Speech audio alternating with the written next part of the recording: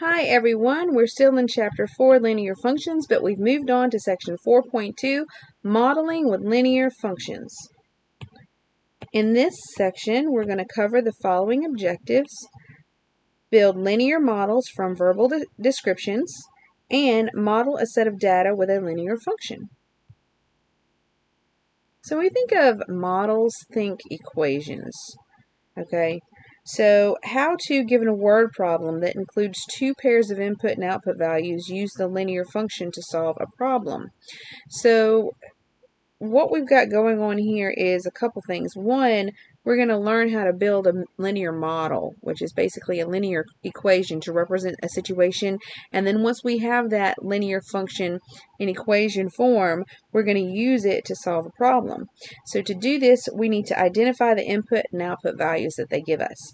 And if we can, we need to convert that data into two coordinate pairs. So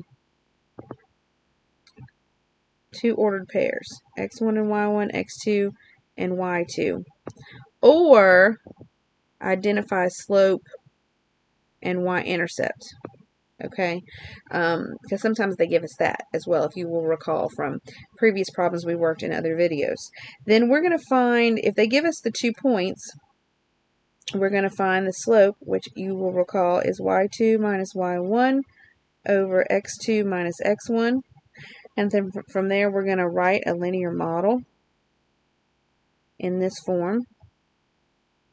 And remember, there were a couple ways to do that. We could set it up in this form, or we could use point slope form. So we may use y minus y1 equals m times x minus x1. Okay. Then once we have that equation written in slope-intercept form, we're going to use that model to make predictions by evaluating the function at a given x value, or they may ask us to find an x value and give us the y value instead. Either way, we're going to answer the question posed. So it would be either they give us the x and we find the y, or they give us the y and we find the x. All right, so let's look at this first example. A company sells donuts. They incur a fixed cost of $25,000 for rent, insurance, and other expenses.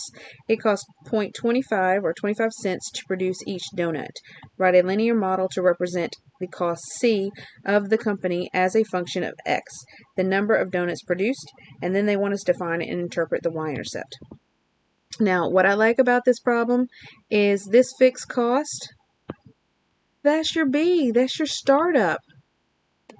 So that's your B, your y-intercept. And then the other thing I like about this is, check out what that is. That's the cost to produce each donut. That is our slope.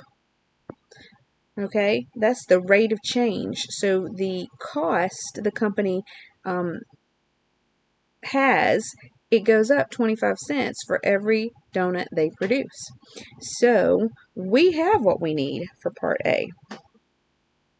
For part A, we're writing the function, the cost function of x is equal to mx plus b, and in this case m is 25 cents, so 0.25 x plus b, which is 25,000, and that's it.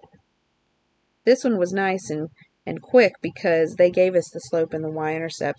They gave us the pieces that we needed. Now, what is the y-intercept? The y-intercept is this 25,000 here.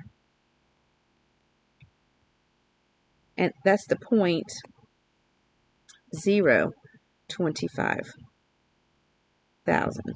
So they want us to interpret it. So if you think of it this way, it's the cost the company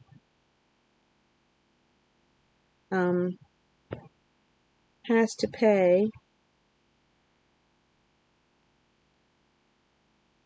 before any donuts are produced. And that's because the number of donuts, x, is equal to 0. So no donuts, and they still have to pay $25,000 at the startup for things like rent, insurance, and other expenses. Okay, so moving on to another one. A city's population has been growing linearly. In 2008, the population was 28,200. By 2012, the population was 36,800. Assume this trend continues. Predict the population in 2014 and identify the year in which the population will reach 54,000. So first, we need to identify our input and our output values. So in 2008, the population was 28,200.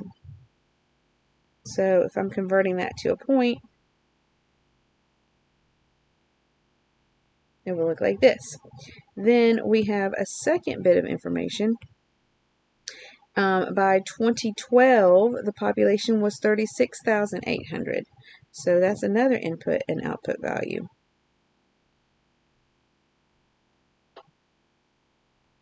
So assume this trend continues. So what that means is it continues being linear. So we're going to predict the cost in 2014. Now we can't do that until we find the linear model that represents this. Now, to make this a little bit easier, what I'm going to do is I'm going to come over here and I'm going to tell myself what the input values are. The input values, in this case, we're going to call it X. That is the year, right? And we have big numbers, 2008, 2012. So to make things easier, what you can do is you can say, okay, years since, and then that first year they give us is 2008. And what that means is the year 2008, what we can do, if we're counting the year since 2008, there are 0 years since 2008 in the year 2008. That means no years have passed since 2008. So we can call 2008 0. And then 2009 would be 1 year since 2008. 2010 would be 2 years since 2008. 2011 would be 3 years. So you see where I'm going with this. So I would just go over here and write these out, and I would stop here at 2014 because I know that I need to predict the population 2014. And you do this to make the numbers easier to deal with. Okay, so that means that I'm going to change these points. So instead of 2008, I'm going to use 0 for that. And then instead of 2012, I'm going to use 4 for that. And then I didn't write over here what the output was, but I think I'll go over here and do that now. So the outputs, that is your population. Right? Okay, so now that we have this and we want to write the model that represents the city's population, we need to find the slope. And so we'll call this x1 and y1. This is x2 and y2. So if we do our slope formula, which is y2 minus y1 over x2 minus x1, we have 36,800 minus 28,200 over 4 minus 0. And then 36,000. So then if we have 36,800 and we subtract 28,200, we get 8,600. And then on the bottom, 4 minus 0 is 4. And then if we divide 8,600 by 4, we get 2150. So the slope is 2150. And then at this point, I could use point slope. Let me do a different color. I could use point slope. So y minus y1, which I'm just going to use this one, you guys, because guess what? This is the y-intercept. So y minus, and you don't even have to go this route. You have everything you need at this point to set up the final equation. But just in case you didn't recognize that, so I have y minus y1 equals m, we found there, times x minus x1. So remember, this is point slope formula. You kind of write it over here so that you can recall what that is. And then you solve for solve for y. So y minus 28,200 equals, distribute, 2150x, and then you would add 28,200 to both sides, and you get 2150x plus 28,200. And then you're finished. That is the model. Although they probably want us to use function notation.